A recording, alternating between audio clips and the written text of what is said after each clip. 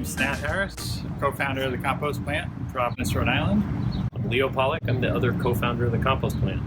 So we collect food scraps from around the state, aggregate them in our trucks, and haul that to anaerobic digester in Johnston, Rhode Island, and a couple area farms to make compost.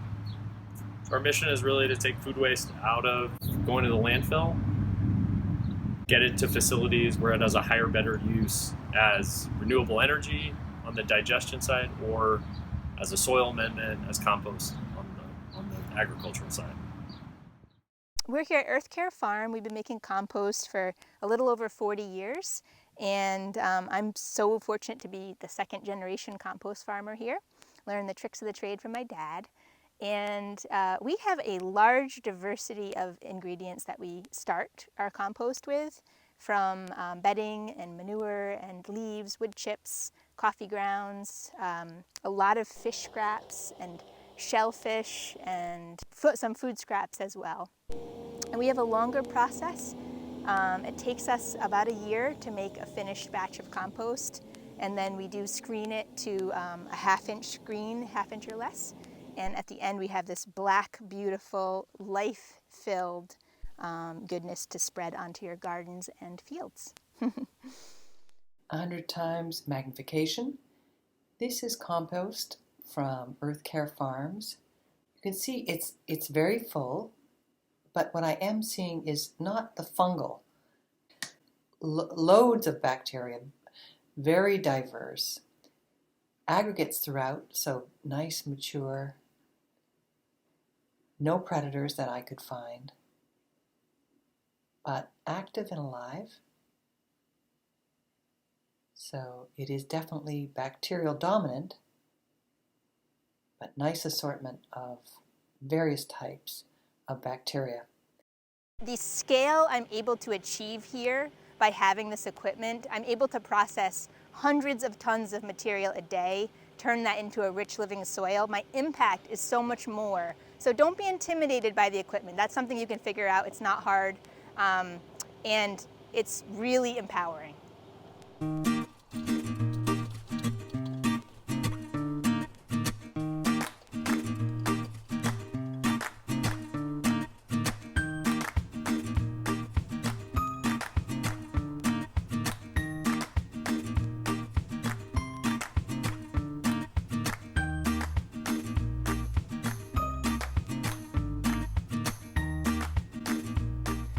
Okay, my name is Domingo Medina. I'm the founder and director of operations of Peels and Wheels Composting. It's basically a composting service. We pick up food scraps that the residents and households produce, also schools and small businesses and restaurants around New Haven. We collect them through a system of bikes and trailers, and we bring it here to gather New Haven, to the former New Haven Farms at the back, the parking lot of Phoenix Press, that has allowed us to use this space for farming and also for producing compost under the concept of community composting. One of the major challenges of growing food in any city, in every urban landscape, is basically finding good soils, healthy soils, soils that have the proper properties to grow, healthy foods for us to consume. And this is a good example of what the New Haven Farms did when they started several years ago, is that all this farm is being grown on top of asphalt. And you can see the parking lot over there is all asphalt, and they had to put a cover underneath and then bring soil from outside and also bring compost to build these soils. In all the sites that the Gather New Haven has right now, they produce around 16,000 pounds of food on a yearly basis. So when I say the challenges, is not only because you don't have natural soils, they're very shallow soils. They are soils that are basically soils that have been dumped in places that may have lead, that might have arsenic and other metals, that might not have a lot of organic matter, might not have structure, might not have good cation exchange capacity to hold nutrients or to take and absorb water.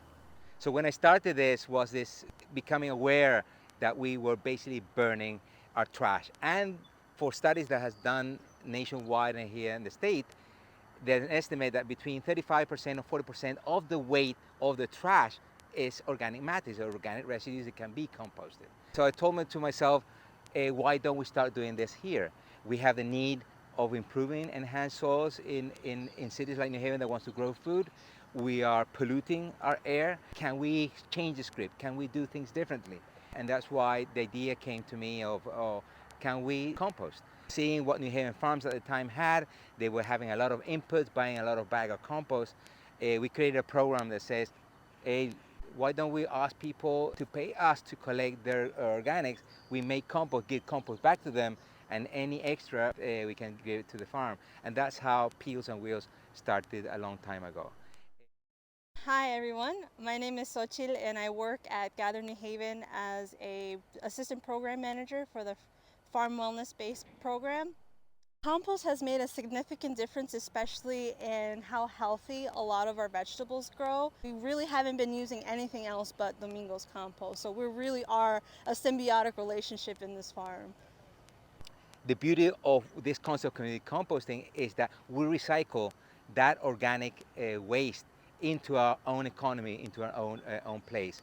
If we take all this organic and take it elsewhere outside of the city, it will never come back.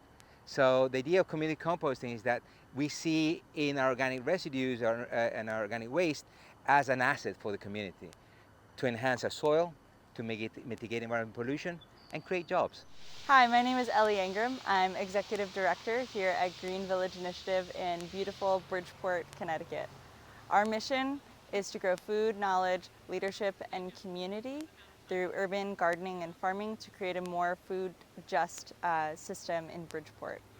So we're standing here today on our urban farm, and this is really the land in which we've rooted as the hub of our programming to create a more just food system. We've got farmers and teachers all around working as mentors and connecting together to connect food and land to history and culture and learning. And we have a field trip actually starting just at the front of our farm this morning to bring children from various summer groups, and throughout the year we have children from our public school system come to engage in this work, which is so important, interconnected, and vital for the future of our food and for the future of us.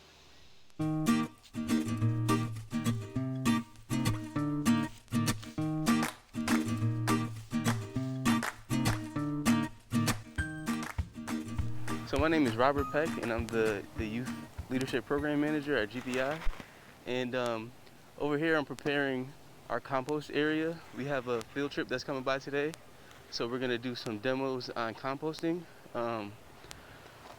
Over here we have some cylinder compost piles, and we stack them up in this way so that we can get proper aeration and some water when it rains. And over here we have an empty cylinder that we're going to fill later with our field trip group today. We're going to have them practice flipping the compost. This compost are piles that we are just opened up already. And so I'm going to break down the different parts of compost, the makeup of compost. So the four main parts are going to be carbon, nitrogen, air, and water. We want to make sure that we get all of those components in these piles so that we get the proper temperature and the proper environment for the microbes to break down the soil. So when it comes to compost is a vital part of the work that we do at GVI. We choose to farm using organic practices, though we're not certified. And that means that we need to make sure our soil is the most healthy and nutritious, so our plants need fewer inputs. That's a really vital part of what we teach when we teach farming and gardening here at Green Village Initiative. So Rob talked a little bit before about how we make compost in our Thermophilic composters. Throughout the growing season, we purchase compost for our farm and our community gardens and school gardens from Gilberti's farm, Gilberti's Organics. They do an incredible job creating compost that is mixed with perlite, so it's a little bit lighter and less dense. But also we're so excited that we're able to purchase from a local producer, a local farmer, supporting our little micro enterprises all around Connecticut. But the best part for us is really less plastic. It's less petrochemicals, less pollution coming into Bridgeport, less waste if we're able to purchase in bulk from local farmers who respect the land and who respect us and the work that we do. Here he is, the man himself. Hello, Sal.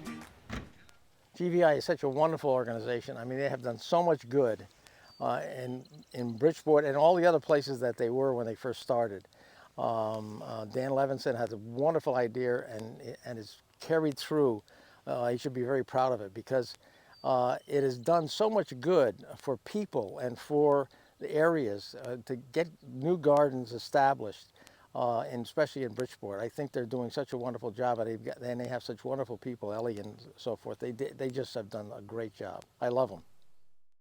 You know, we supply them with the compost for raised beds when we can. We try to supply them with as many plants that they need. They're a little bit on the independent side. They've become independent, which is great because they now are raising a lot of their own seedlings, which is terrific. But anything that they need, we always have it available for them. What we do is because of the fact that we grow the microgreens, and so we have so much of this excess soil that we dump every week. So we basically are dumping about 3,000 flats a week. The trays are only 1 inch deep, so it's not a lot of soil. But overall, it's probably about 10 yards a week that we're dumping.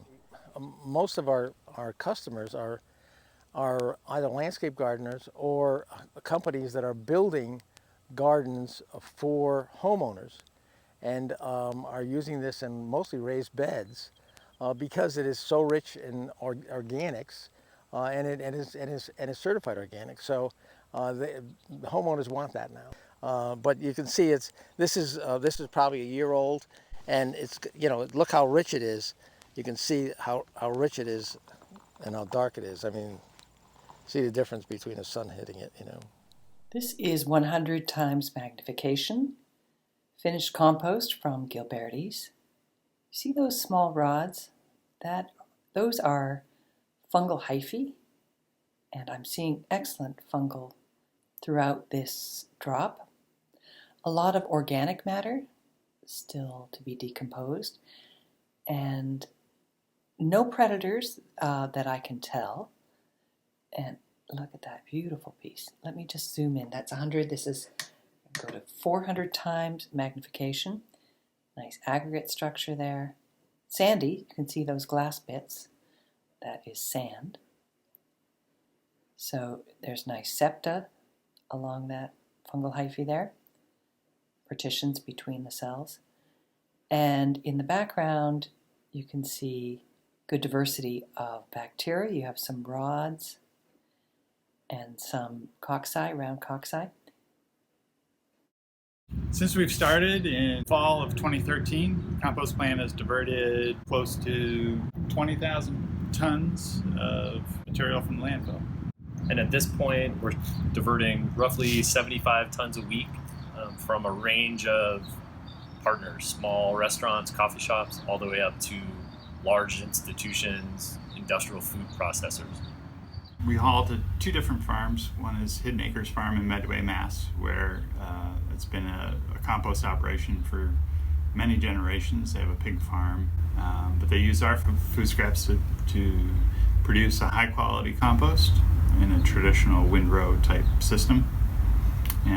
And then another farm in North Dartmouth, Mass does the same thing. So they're both using our food scraps in conjunction with other carbon material like wood chips and leaves to produce high quality compost for farmers and gardeners. Well, we operate Assawaga Farm in Putnam, Connecticut, and we grow a diverse range of organic vegetables and what else? We're no-till. This is our 4th season, and we grow a lot of Japanese varieties of vegetables that aren't that common. What else? We're about just over 3/4 of an acre. Yeah. We don't really plan to get any bigger either. Yeah. We like simple marketing outlets too. We just go to one farmer's market and we have a farm stand on Sundays here in the barn. And we, our practice is emphasizes soil health. So we try to really think about the, the living ecology in the soil, whatever we do. We have 6 fields. Each field is 16 100-foot beds. And all the beds are 30 inches wide with 12-inch pathways. So it works out to be exactly 10,000 bed feet that we have, including the space in the greenhouse. Tell me about your compost. So do you want to see that first? Because it's right behind you. Yeah, so that's kind of been our huge change or transition this year. So normally we buy a ton of commercial compost. We get it dumped somewhere over here, about at least 35 yards, maybe more. So then we would, lay down a really thick layer of that compost on each of our beds every spring, and then we'd plant into that. So we didn't do any of that this year. So That's a really common practice for no-till farms called the deep compost method. Yeah. So yeah, basically you're just adding an inch or more of compost on the bed every year and then planting into that compost. Yeah. But there's a lot of potential issues with that we've come to discover. One of them is, the compost that is the most affordable, you don't really know what's in it. And sometimes it's not done composting when you receive it. So we've had bad weed seeds come in. We also know farmers who have persistent herbicides that come in compost. I don't know, we haven't been completely happy with any of the purchase stuff, so that's why we've kind of pivoted to try to really grow, make our own compost and know exactly what is going into that compost. So and we also have so much green residue coming out of our fields that we were just kind of putting in a big pile before, and it would smell really bad in the summer and we weren't really sure what to do with it. We don't have a tractor, so we can't just keep turning it. So this is a way that we can use up a really high percentage of the green waste that's coming out of our field. yeah. So we're doing thermophilic composting. We measure out the ingredients with 5-gallon buckets, and we'll do a 30 or a 40 bucket pile. Pretty much every week we've been doing it. So we've got several piles here that are in different stages. One we just made yesterday, this one here. So you can see it's nice and green and fresh. After a few days, it's gonna not be green anymore. And we'll turn these twice, get them up to 130 degrees or more. And that one is still coming up. I think it's just above 120 right now. So it'll probably hit 130 tomorrow. And then once it hits that temperature, we let it sit for 3 days or 2 days or 1 day, depending on how hot it got, just to make sure that we've cooked out any pathogens and weed seeds. And then we'll flip it, make sure that we put another part of it into that hot center, and we'll do that twice so that every part of the pile cooks. And then we'll monitor the temperature, turn it if we need to, but just let it come down. And once it's come down, we've got a pile like this, which is something that we would use in the field. And rather than that deep compost application, this is more of an inoculant. So if you smell this, it smells really sweet. There's a lot of biological activity. If you look at it under a microscope, which we do, you can see the bacteria, the protozoa, the fungi, the nematodes, all the good guys.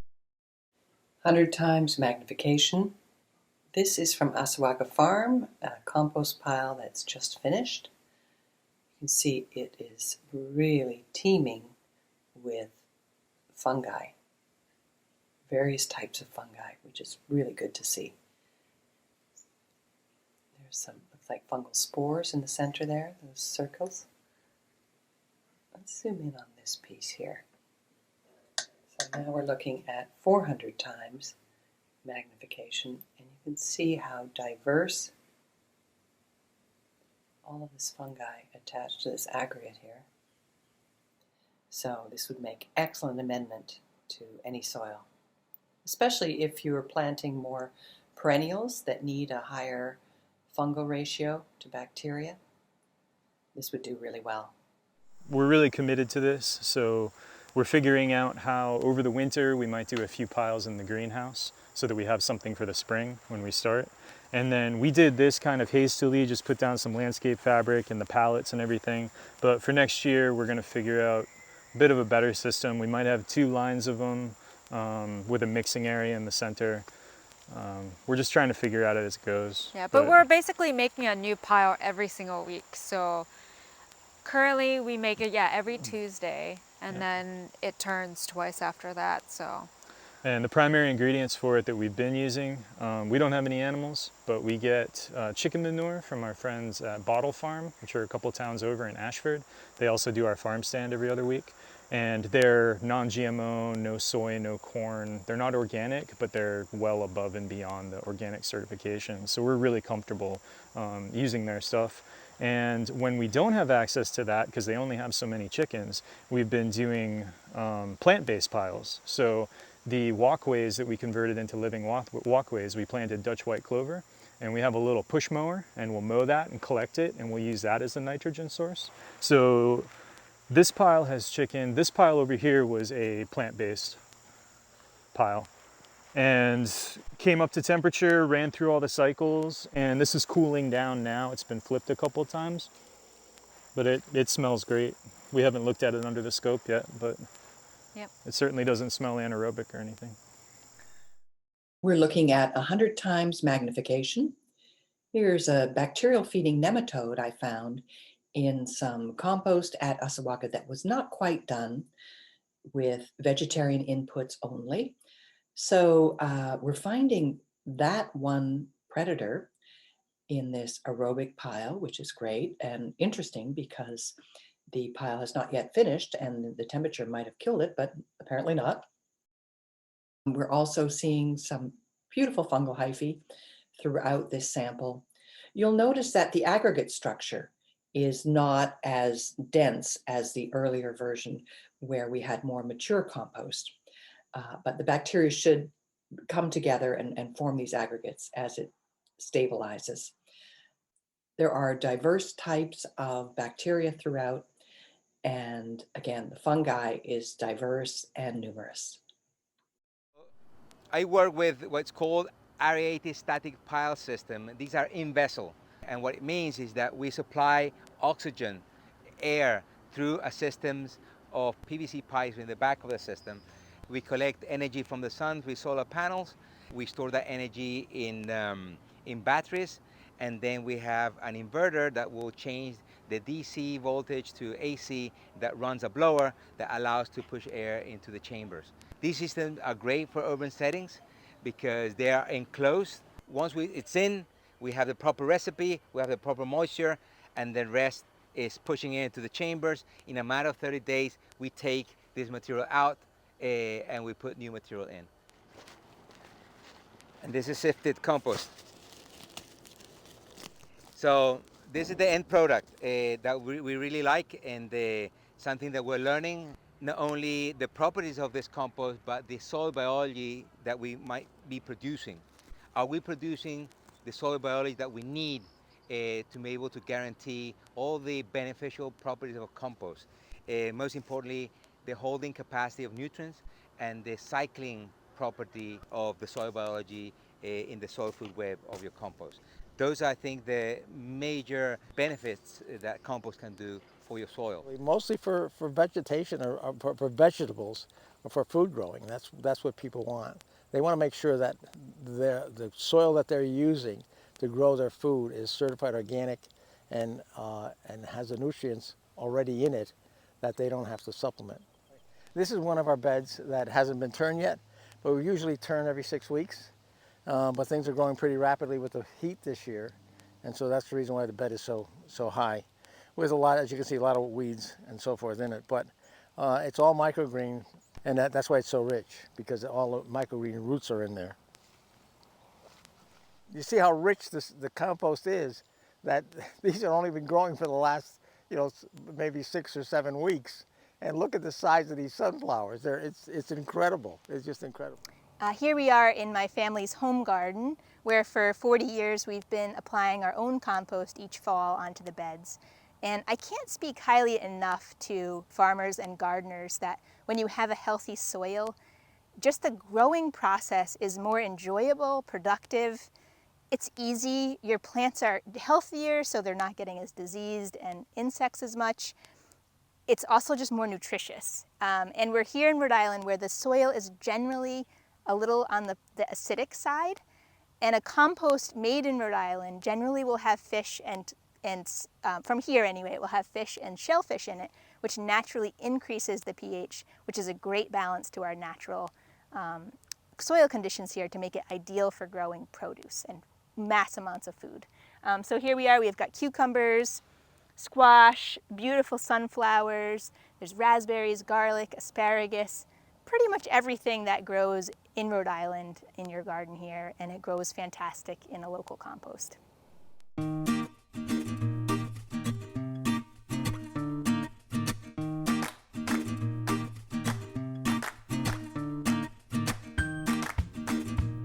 So yeah, this is our kind of fall planting area, so we've definitely used our compost here and things are not dead, which is good. I mean, we'll see how they grow, but it was kind of maybe a little bit risky. We only put down our compost. We didn't add any extra, nothing, like no fertilizer. We haven't been using any fertilizer this year. Yeah, so. And this is the Dutch white clover path that we were talking about earlier.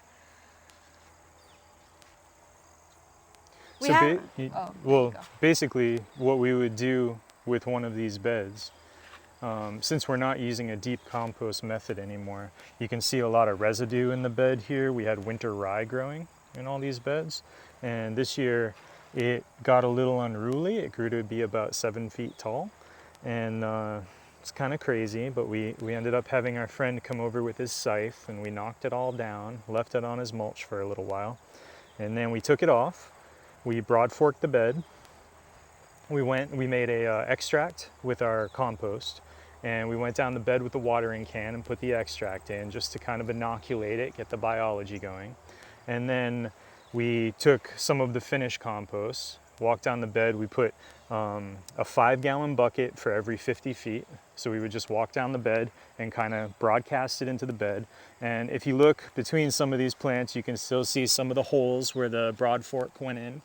A lot of the compost and the extract gets down into that, so it gets further down into the soil column, and then we plant into it. So rather than looking at it as adding a ton of compost, we're just adding inoculation. We're trying to get as much biology humming in the bed as possible. And the idea with that is that once those organisms start eating each other and cycling all those nutrients and they're becoming plant available, then the plants are going to have what they need in quantities that they need it. Instead of putting down a massive amount of compost that has 10,000% of what you need, and then you might get things like aphids, and you might not have the plants building those relationships with that biological economy that's going on under the soil. So far, so good. Things seem to be growing well, and the plants seem to be very strong. One thing that we're noticing is that they're very compact this year. It also makes sense with the hypothesis that adding in the right biology is making things available when the plants need it. And perhaps by not giving them excess nitrogen and other things, other nutrients, we're not going to see them get as big as we have in the past, but they'll be as productive, if not more productive, and just more resilient, stronger plants overall. So that's the hypothesis that we're kind of testing. And I think that from previous years, this block, it looks different and it feels different. So we're gonna have to do this for several years to really figure it out. Well, that's the thing. What we're doing right now, it's gonna be, you know, it's years in the making. You know, we won't know what the effects are for a while. So adding indigenous ingredients, so ingredients from our local area, our own trimmings from trees, our own leaves that are coming in from our native area, returning that back to our native soil is sort of the way nature's intended to work. normally that would fall right below the plant and be soaked up by those nutrients, broken down and soaked up by the plant again. We're doing it in kind of a bigger scale so that that can happen on the, you know, in a little larger area of Rhode Island. But there's just amazing, all these microbes that come in with each specific ingredient, and if those can be local and just increase that local population, we are just making a really vital soil for our Rhode Island soils. Yeah, this is all a really big experiment, and it's not without some surprises and some, you know, failures. But we feel like this is the right way to go forward, especially because we just feel so empowered making the things that we are applying. You know, we're taking biology from the woods, like right next to our fields, and putting, you know, inoculating our fields with that. We sometimes forage for different ingredients to try to diversify the types of microbes that we're putting into our compost. So we're like in charge of that, which I feel is really empowering. I feel better by making our own things rather than purchasing someone else's stuff. So I do feel like it's the way to go for us. Yeah, definitely. So for the future of composting, I just picture people getting more connected to their food sources, more connected to their environment, and developing what we call here the organic eye, where you are just aware of what you are consuming and you actually make your purchases based on what is compostable and the less trash that we have around, so that you're thinking about always returning things to the soil, so that we have this connection to enlivening our soil, and our purchases are connected to that. So that's my hope, and that every, even apartment has a little compost bin, every backyard has a little garden with a compost, every farm is making compost and buying locally, if they can, more compost. And we just have a really rich, interconnected ecosystem of composters, farmers, gardeners, and eaters.